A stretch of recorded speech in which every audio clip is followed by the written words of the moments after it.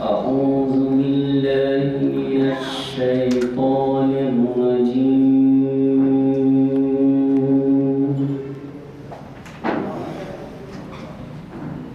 بسم الله الرحمن الرحيم.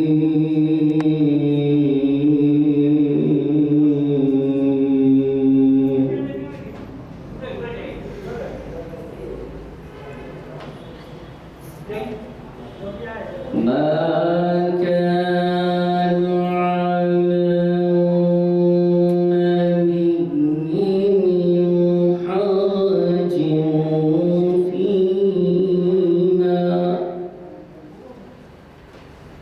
النبي من حرج فيما فرض الله له.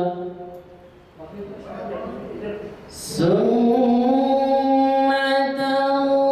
الله في الذين خلوا من قبل وكان أمر الله قدرا مقدورا. صدق الله العظيم. रहमतुल्लाहि वबरकातुहू। आज पीर का दिन है, 18 दिसंबर। कॉन्फ्रेंस हॉल मस्जिद आलिया में शरीयत इंफॉर्मेशन सर्विस की 924वीं नशिस्त है। आज के मुखर्रिर हैं डॉक्टर मोहम्मद मतीनुद्दीन क़ादरी साहब, जिनका उन्वान है मुस्लिम माशरा शरीयत इस्लामी की रोशनी में। बहुत अच्छा उन्वान है। ये लोग बड़े ज़बरदस्त उन्वानात देते हैं हमारे मुखर्रिरीन। मैं ज़्यादा वक्त लेना नहीं चाहता और तारुफ के काबिल है। अल्हम्दुलिल्लाह सब लोग बखूबी वाक़ई में। आपसे अदबन गुजारिश है कि तशरीफ़ लाएँ।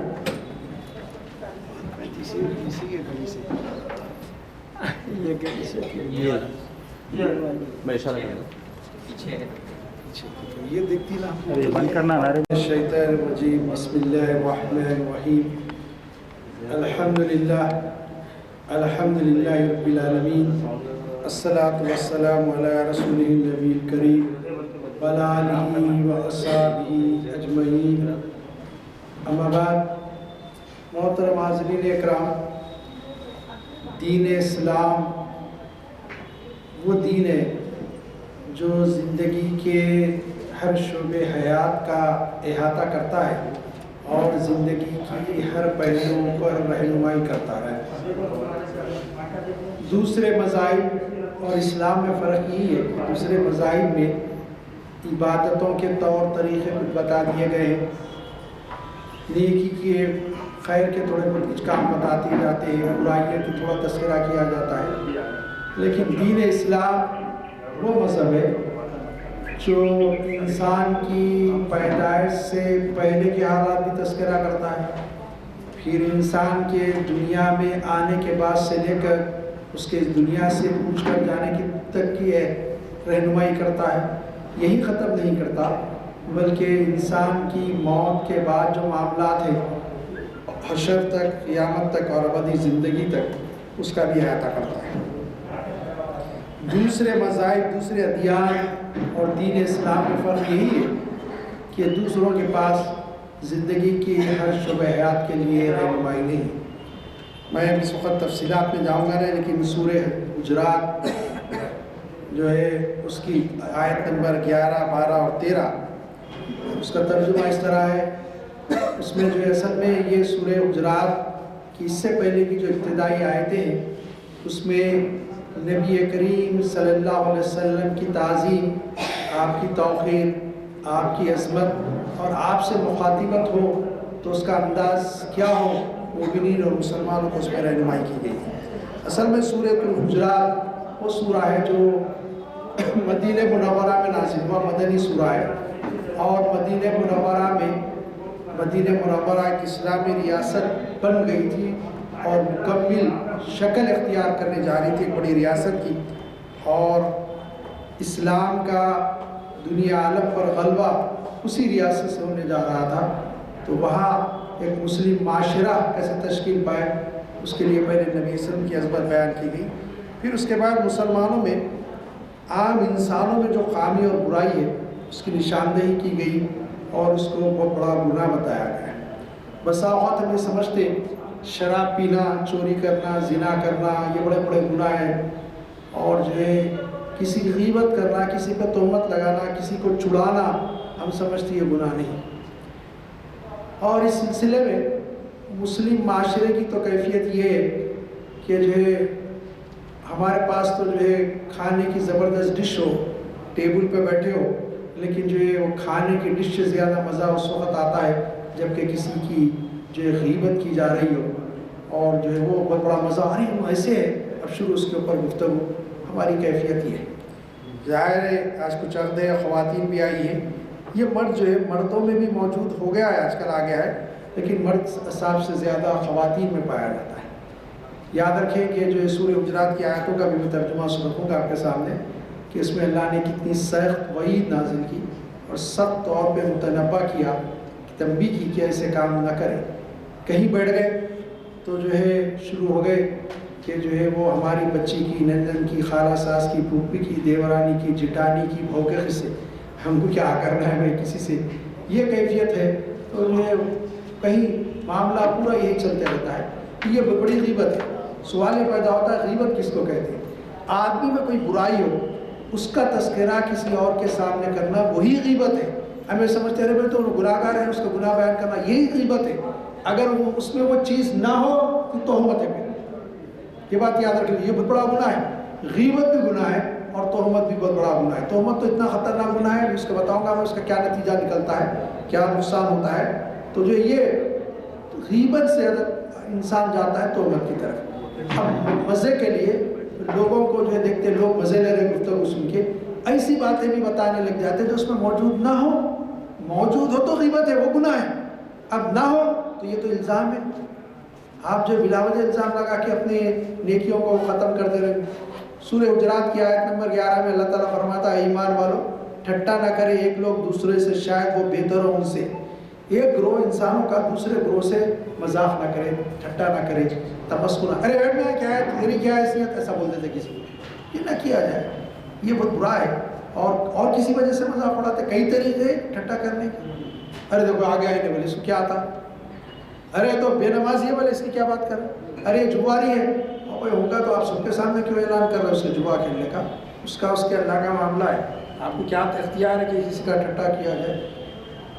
اور جو ہے اب سمجھیے کسی کمیٹی کا میرے کو ذمہ دار بنا دیا ہے، کسی مسجد کمیٹی کا، اور صاحب 1 منٹ لیٹ ہو گئے، کیا ہے زیادہ آپ کو دکھتا نہیں، آپ کس سے بات کر رہے ہیں بھائی، انسان ہے وہ بھی فرشتہ تو نہیں ہے نا، 1 منٹ کی آدھے منٹ کی پابندی کرے گا تو خیال کریے انسان ہے، تھوڑا ہوتا ہے بولنا بھی ہے تو محبت سے بازو لے جا کے بولیے مجھ صاحب ذرا ٹائم کی پابندی کریے آپ، تو یہ بھی ٹھٹا کرنا ہے۔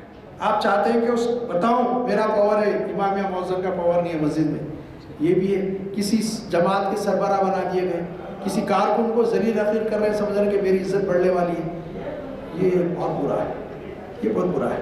اور ایک بات یاد رکھ لیجیے، نبی کریم صلی اللہ علیہ وسلم طواف کرتے فرمایا کعبے کی جو عظمت ہے، سب جانتے ہیں کعبے کی عظمت کیا ہے، ان سے فرمایا اس سے زیادہ ایک مسلمان کی عزت اور ایک مسلمان کی عظمت میرے پاس ہے، مفہوم ہے حدیث کا۔ تو جو ہے کہ یہ اب معلوم ہوا کہ جو ہے کعبے سے زیادہ ایک مسلمان کی حرمت ہے، اس کی حرمت کو مجروح نہ کیا جائے، اور برا نہ مانے۔ آج کل تو جو ہے کسی کے بارے میں آ جائے، کسی لیڈر، قائد، کسی مسلمان کے بارے میں بس اس کو فارورڈ کرنا شروع کر دیتا ہے، ارے ایسا آپ کو معلوم ہے کیا صحیح ہے، کیا مزاج بن گیا ہے قوم کا۔ یہ بہت برائیاں ہیں جو قوم کو گھن کی طرح کھا رہی ہیں۔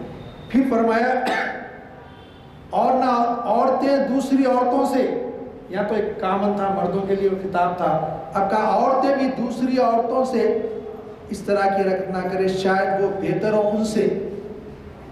تم جس کے بارے میں کہہ رہے ہو، تم جو ہے جس کا ٹھٹا کر رہے ہو، مذاق اڑا رہے ہو، وہ عورتیں ہو سکتا ہے تم سے بہتر عورتیں ہو، تم کو نہیں معلوم کیا ہے۔ صاحب ایک کیونکہ خواتین ایک موقع ہے، آپ تو سنتے رہتے ہیں، تو جو ہے میں یہ کہنا چاہتا ہوں کہ جو ہے یہ مرض بھی خواتین میں زیادہ ہے، مردوں میں بھی آیا لیکن خواتین میں زیادہ ہے۔ اگر آپ کسی عورت کی خوبصورتی کی کسی عورت کے سامنے خاندان کی تعریف کر دیں، پھر دیکھیے کیا حال ہوتا ہے۔ آپ کو یہ دکھتے نہیں کیا خاندان میں ہمارے سے ان کے سوا؟ آپ کا تو معاملہ یہ ہے۔ اب اس کے بعد جو شروع ہوتے لام تان، دیکھیے آپ یہ کسی عورت کی اخلاق کی تعریف کرتے ہوئے بڑے بااخلاق ہیں، ان میں اخلاق نظر آ گئے آپ، ہم کیا بد اخلاق دکھ رہے ہیں آپ کو؟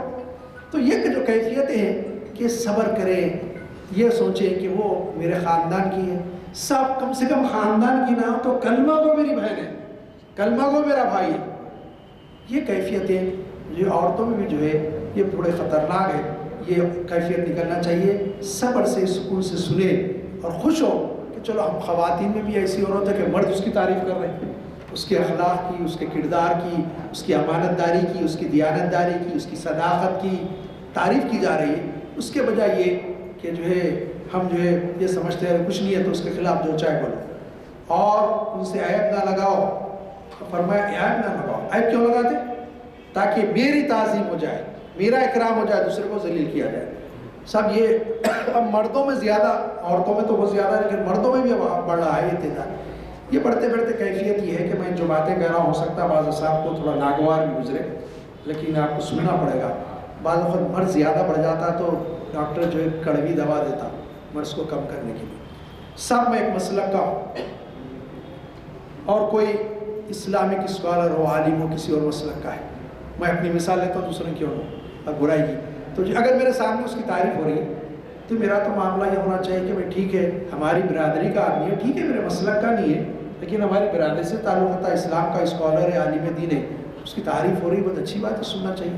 حضرت آپ کیا جانتے ہیں بولے انہوں یہ کرے وہاں سے بڑھتے اتنا بڑھ جاتا اس جو حقائق تھے اس سے ماورا بات ہو جاتی اور آگے بڑھ جاتی اور اس پہ الزامہ لگانا شروع کر دیتے۔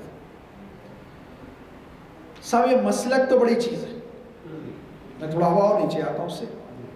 سب مکاتب، میں کسی مکتب کا پڑھا ہوں، سب جانتے ہیں میں کوئی مکتب کا پڑھا ہوا ہوں، تجھے ہمارا ایک مکتب ہے، کسی اور میرے بھائی کا کوئی اور مکتب ہو سکتا ہے۔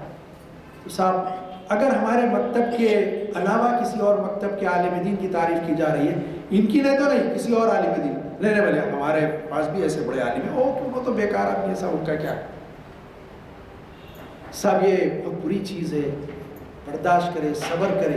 ٹھیک ہے صاحب انہیں دوسرے مکتب کا ہو لیکن آپ کے طبقات میں سے تعلق رکھتا ہے، علمیت کے اعتبار سے، قابلیت کے اعتبار سے، تو آپ کو برداشت کرنا، اس کو پسند کرنا چاہیے۔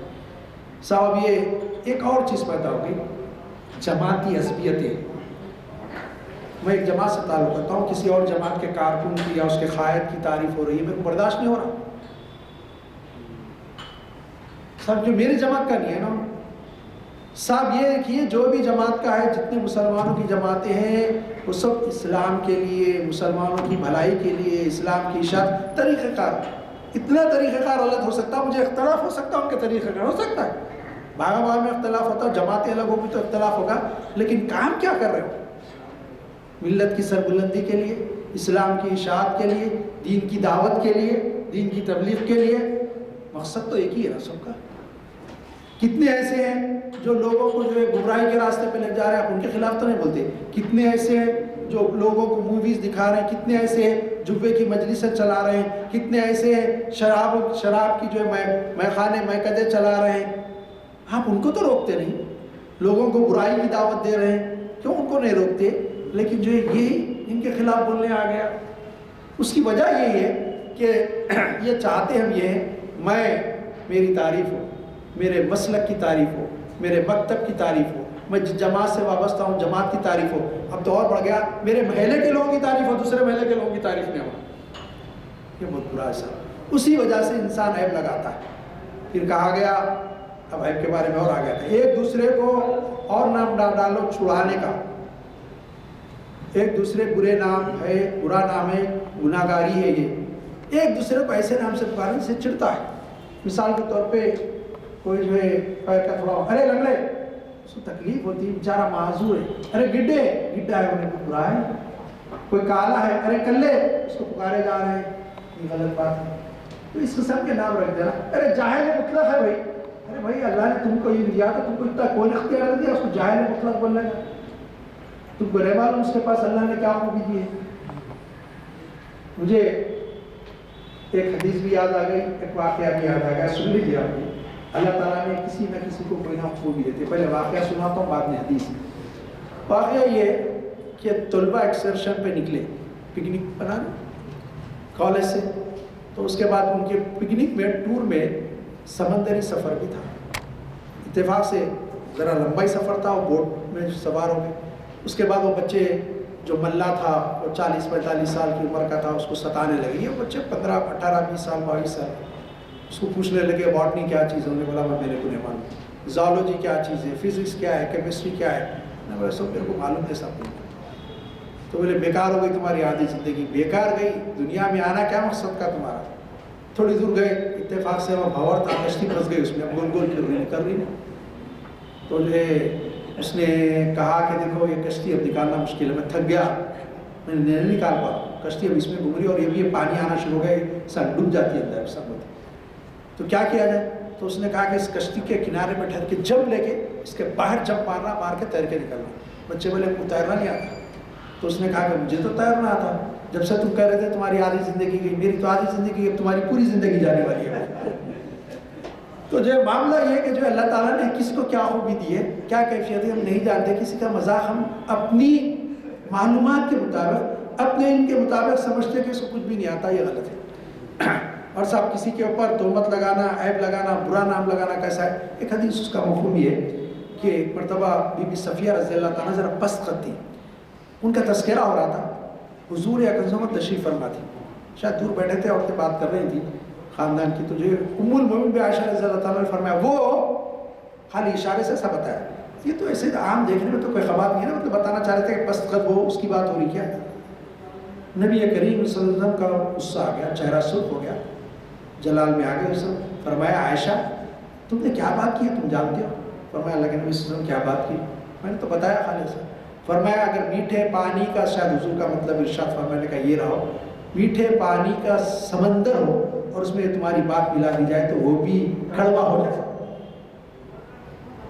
اور ہمارے پاس تو ڈش بنی ہے، سب کھانے کی ڈش سے لذیذ ترین، دوسرے کا تمسخر اڑانا، تہمت لگانا، برے نام رکھنا۔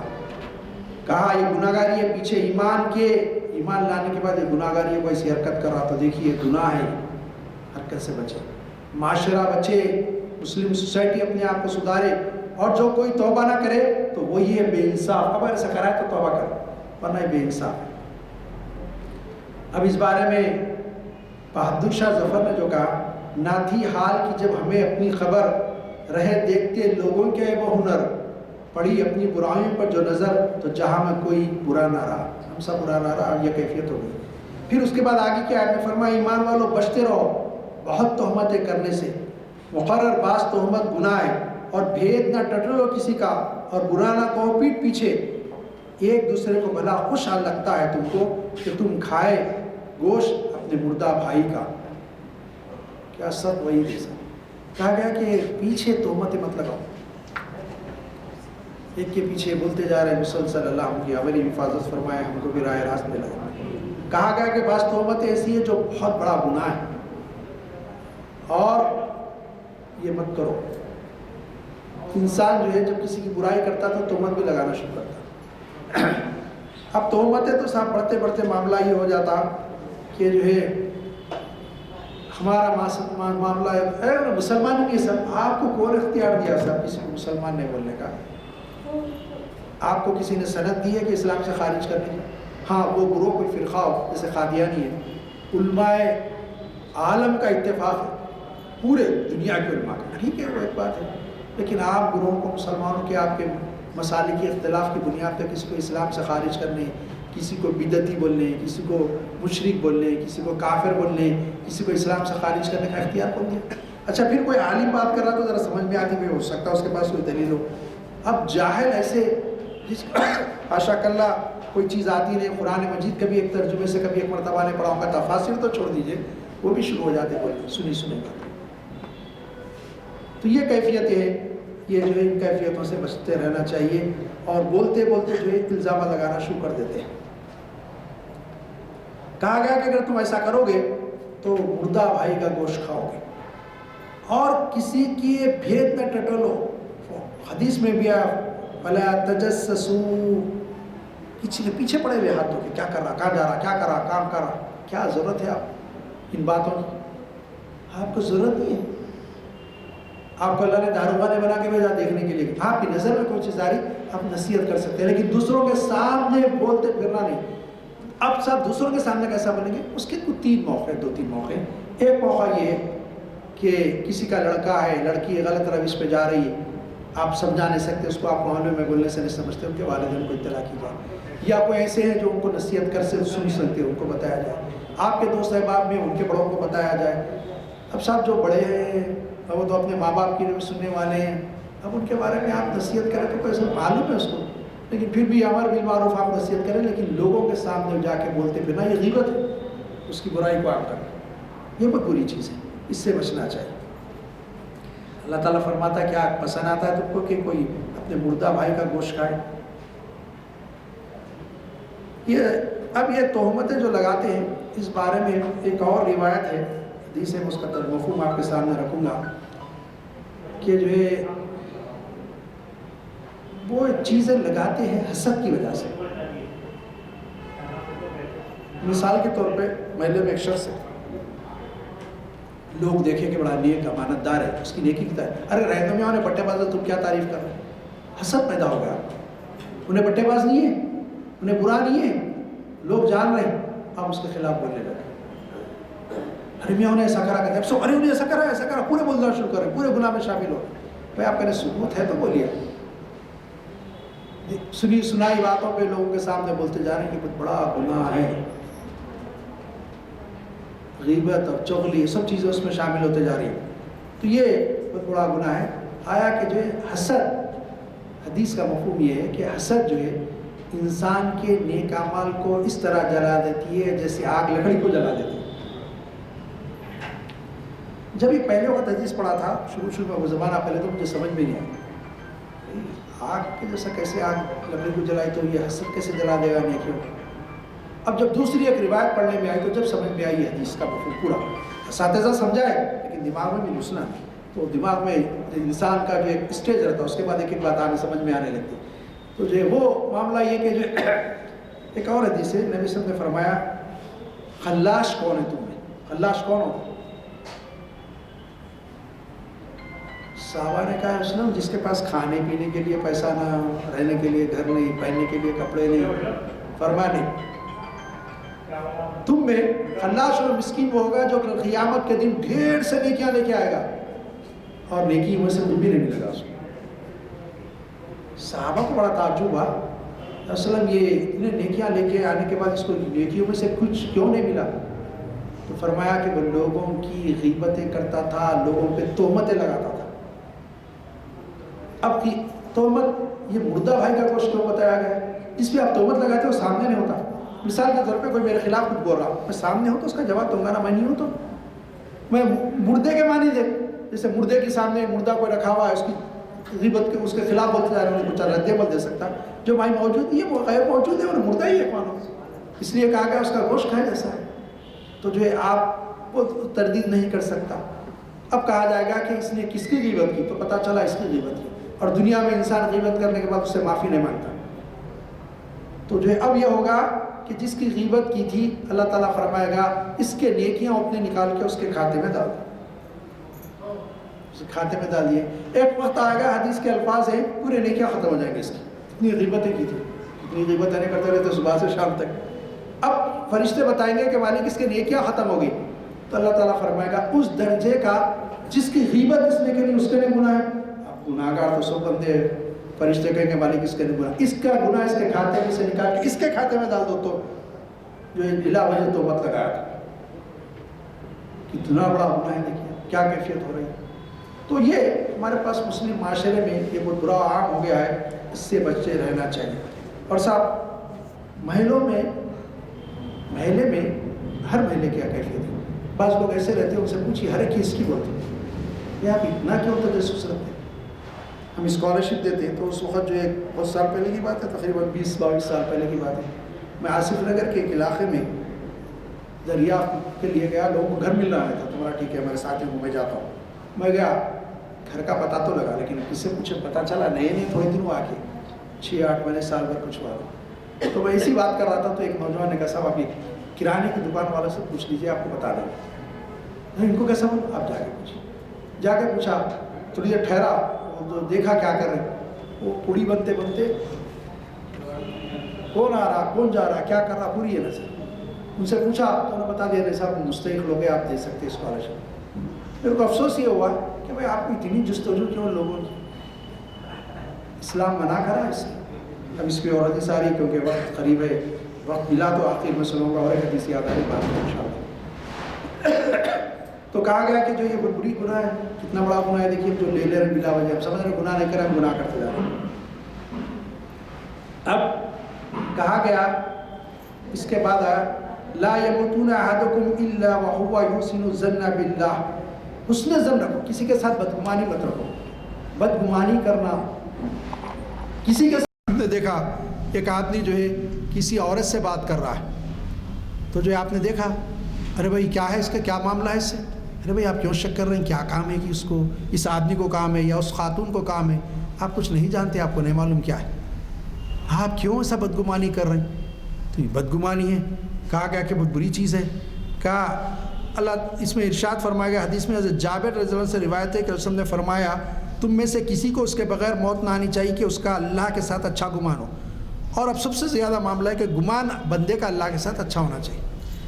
بھائی میرے ساتھ ایسا ہو گیا، میرے ساتھ ایسا ہو رہا ہے، اللہ تعالیٰ تمہارے حق میں وہی بہتر سمجھ رہا، اس کے ساتھ اچھا گمان رکھو. یہ حالات بدلنے والے. انما العسر یسرا فانما العسر یسرا، یقیناً ہر تکالیف کے بعد راحت آنے والی. گمان اچھا رکھو، کیا بلا ہے تم کو نہیں معلوم. پھر بعض وقت شیطان بھٹکاتا رہے، وہاں جائیں گے تو حادثہ ہوگا، وہاں جائیں گے تو یہ ہوگا. جو کرنے والا اللہ کرنے والا ہے، میں ڈروں کیوں. اب بندہ اگر گمان کرتا ہے ایسی چھوتا تو ویسی چھوتا. اللہ تعالیٰ فرماتا ہے میں انا عند ظن عبدی لی، میں اپنے بندے کے گمان کے ساتھ ہوں. بندہ میرے بارے میں جیسا سوچتا ہے ویسی فیصلہ کرتا ہوں. اچھا گمان اس کے ساتھ رکھنا چاہیے. میں اپنے بندوں کے ساتھ وہی کرتا ہوں جیسا وہ میرے ساتھ گمان رکھتا ہے. اب اس کو اختیار ہے کہ میرے ساتھ جو چاہے گمان رکھے. اس لیے اس سے معلوم ہوا کہ اللہ کے ساتھ حسن ظن رکھنا فرض ہے اور بدگمانی حرام ہے. اللہ کے ساتھ بدگمانی کرنا حرام ہے.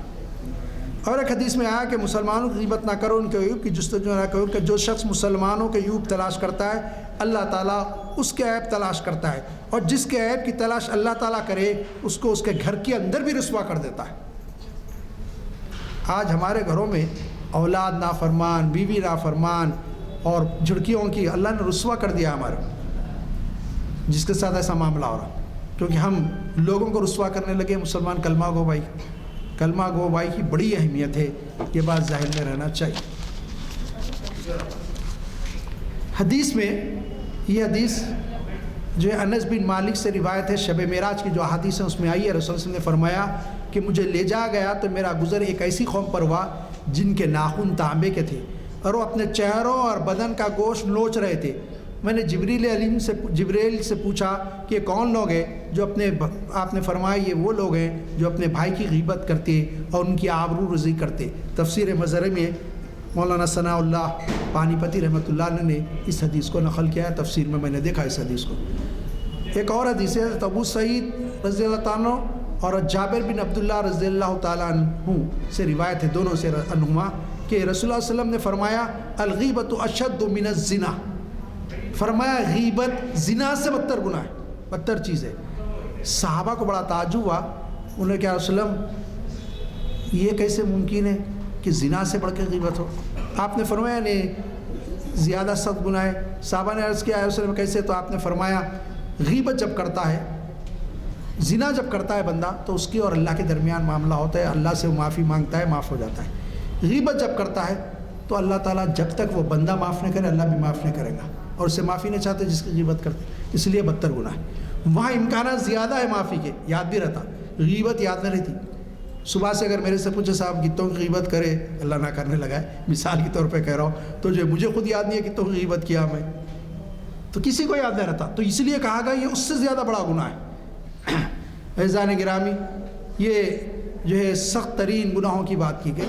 ایک اور بات تھی، اور بھی باتیں ہیں، بہت ساری باتیں، انشاءاللہ یہ عنوان تو اور چلنا چاہیے کیونکہ بہت ساری آیتیں مسلم معاشرے کے بارے میں آئی ہیں۔ البتہ ایک اور حدیث ہے جستجو میں کسی کے رہنا، ٹو میں رہنا، اس کے بارے میں۔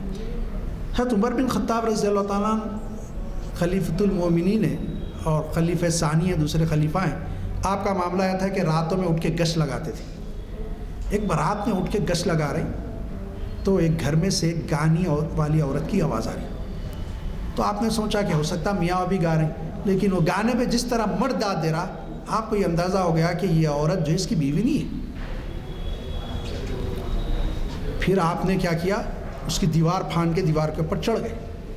چڑھ کے دیکھا تو شراب کا باٹل ہے، شراب پی رہا، عورت ناچ رہی ہے گاتے ہوئے۔ وہ عورت بھی مسلمان، وہ بھی شخص بھی مسلمان۔ آپ نے کہا کمبخت باہر، آپ تیرے کو کوڑلے لگاؤں گا۔ اس نے کہا امیر المومنین ضرور کوڑلے لگائیے، ٹھیک ہے میں نے گناہ کیا، میں اعتراف بھی کرتا ہوں گناہوں کا، لیکن آپ نے بھی گناہ کیا۔ تو آپ نے پوچھا میں نے کیا کیا؟ تو اس نے کہا مسلمان تھا نا وہ، کیا نبی صلی اللہ علیہ وسلم نے فرمایا الا تجسسوا، کسی کی ٹومے نہ کرو، آپ میری ٹومے کہیں کیوں لگے رہے؟ پھر کیا نبی، اس نے کہا میں تو ایک گناہ کیا، آپ دو کریں، دو غلطیاں آپ کی، تو بولے دوسری کیا ہے؟ تو کیا نبی صلی اللہ علیہ وسلم نے فرمایا بغیر اجازت کسی کے گھر میں داخل نہ ہو، آپ میرے سے اجازت لیے میرے گھر میں آنے سے پہلے، آ گئے آپ دیوار چڑھ کے میرے پاس۔ تو حضرت عمر کو اختیار تھا رضی اللہ تعالیٰ عنہ، کیا دور اندیش تھے وہ، دیکھیے وہ چاہے تو بول سکتے تھے میں مسلمانوں کا خلیفہ، مجھے اختیار ہے تمہارے گھروں کا جائزہ لوں کیا ہو رہا۔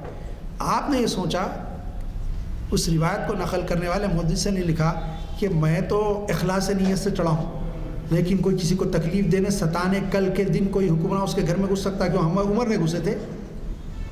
تو آپ نے کہا کہ ٹھیک ہے توبہ کر، عہد کر، آئندہ سے جو ہے نہیں کرو۔ اس نے کہا ابھی توبہ کرتا ہوں، اس عورت کو ابھی بڑھا دیتا ہوں، شراب کے باٹل اٹھا کے پھینک دیتا ہوں، وعدہ کرو آپ سے نہیں پیوں گا۔ چھوڑ دیا آپ نے اس کو۔ آپ چاہے تو اس کو بولتے تھے میں امیر المومنین، آپ نے یہ سوچا کہ آئندہ کوئی اس قسم کی حرکت نہ کرے۔ تو جو خلفائے راشدین تھے، صحابہ کرام جو تھے، انہوں نے مستقبل میں بھی ایسے چیزوں کا تدارک کیا، ایسی تدبیریں کی جس سے کسی حکمراں کو اختیار نہ ملے تو کسی کے گھر میں داخل ہو جائے۔ تو مسلمانوں کی طور میں کیا کسی بھی انسان کی ٹو میں لگے رہنا یہ بہت برا ہے۔ زن گرامی اس گھڑی کے حساب سے 6:32 ہو گئے، مجھے کہا گیا 6:35 پہ ختم کرے۔ تو یہ ہے کہ جو ہے ہم غیبت سے، چغلی سے، تہمت لگانے پہ، کسی مسلمان کو بے عزت کرنے سے، اور کسی کو جو ہے حقیر و فقیر جان کر اس کے اوپر کچھ کمنٹس ایسے کرنے سے، اس سے ہم کو بچنا چاہیے، ورنہ یہ مسلمان معاشرے کے لیے بہت برا ہے۔ کسی کو ایسے نام رکھے جس سے چڑایا جاتا ہے، اس آدمی چڑھتا ہے، ہمارے پاس تو بہت زیادہ ہوتا ہے، جو چڑھتا ہے اس کو ہی نام سے پکارتے اور ستانے کے لیے، یہ بہت برا ہے، گناہ بتایا گیا ہے، یہ سارے گناہ کے کام ہیں۔ ہم سمجھتے ہیں یہ چیزاں گناہ ہیں، لیکن ان گناہ کو ہم آسانی سے لیتے ہیں، ان چیزوں کو، یہ بہت بڑا گناہ ہے۔ اللہ تعالیٰ مجھے بھی، آپ کو بھی، ہم سب کو غیبت سے، چغلی سے، تہمت لگانے سے، اور پھر اس کے ساتھ ساتھ یہ کہ کسی کو مسلمان کی بے عزتی کرنے سے، اس کی تحقیر اور ذلیل اس کو سب کے سامنے کرنے سے ہم کو محفوظ رکھے، اور مسلمانوں میں آپس میں خلوص اور محبت عطا کرے۔ ہم مالک ہمیں اخلاق اور کردار کی خوبی عطا فرمائے، ہمارے معاشرے کو، مسلم معاشرے کو بااخلاق و با کردار معاشرہ بنا۔ مالک ہمیں ایسی محبت الفضل عطا فرما جیسا صحابہ کرام کے بارے میں تو نے فرمایا، رحماء بینہم، آپس میں بڑے مہربان تھے، وشدہ علی الکفار، وہ کیفیت اللہ تعالی ہم میں بھی ایک پڑھ تو اس کا عطا فرما دے۔ جب تک دنیا میں زندہ رکھیے، اسلام پہ زندہ رکھیے، ہم سب کا خاتمہ ایمان پر فرمائیے۔ مالک غیب سے فلسطینیوں کی مدد فرمائیے، ان پر رحم کرم کے معاملہ فرما دیجیے۔ جہاں بھی مسلمان ستائے جا رہے ہیں، پریشان کیے جا رہے ہیں، آپ بہترین مددگار ہیں، آپ حافظ ہیں، آپ ناصر ہیں، ان کی حفاظت فرمائیے اور ان کو نصرت عطا فرمائیے۔ جب تک دنیا میں ہم کو زندہ رکھیے، اسلام پر زندہ رکھیے، ہمارا خاتمہ ایمان پر فرمائیے۔ صلی اللہ تعالی علی خیر خلق محمد وآلہ وأصحابہ اجمعین برحمتک یا ارحم الراحمین۔ الحمدللہ ڈاکٹر متین الدین قادری صاحب کا بیان ماشاءاللہ بہت سبق آموز تھا، اور ایسی عادت پہ بولے ہیں جو میں سمجھتا ہوں 99% لوگوں میں ہوں گی یہ خرابی۔ اللہ تعالی ہم سب کو ہدایت دے، توفیق دے، اس سے بچے اور دوسروں کو بھی بچانے کی کوشش کریں۔ کم از کم پہلے اپنے ہی بھائی بہنوں میں، اپنی ہی فیملی میں جو ہے شروع کرے۔ یہ چیز کہ ایسی چیزوں سے اجتناب کیا جائے، اس کے بعد آہستہ آہستہ آگے بڑھتے رہیں۔ چلیے میری دعا ہے اللہ تعالیٰ مقرر صاحب جو ڈاکٹر متین الدین قادری صاحب نے آج جو موتیاں ہم کو بتائی ہیں، میرے مولا ان کو اجر عظیم عطا فرمائے، ان کی اس خدمت کو قبول فرمائے، ان کی عمر دراز کرے، ان کے علم میں ترقی اور برکت عطا فرمائے۔ یا الہ العالمین، یا رحم الراحمین، ہم کو بار بار ایسی باتیں سننے کا موقع ملے اور عمل کرنے کی بھی توفیق و ہدایت دے، دوسروں تک پہنچانے کے ہم کو ہدایت دے۔ وقت ہو چکا ہے، بہت قریب ہے، اس لیے محفل کی برخاستگی کا اعلان کرتا ہوں۔ دعا تو ماشاءاللہ انہوں نے بہت اچھی دعا کر لی، اللہ قبول فرمائے، ہماری سب دعاؤں کو قبول فرمائے، الحمدللہ۔ اللہ محفل کی برخاستگی کا اعلان کیا جاتا ہے۔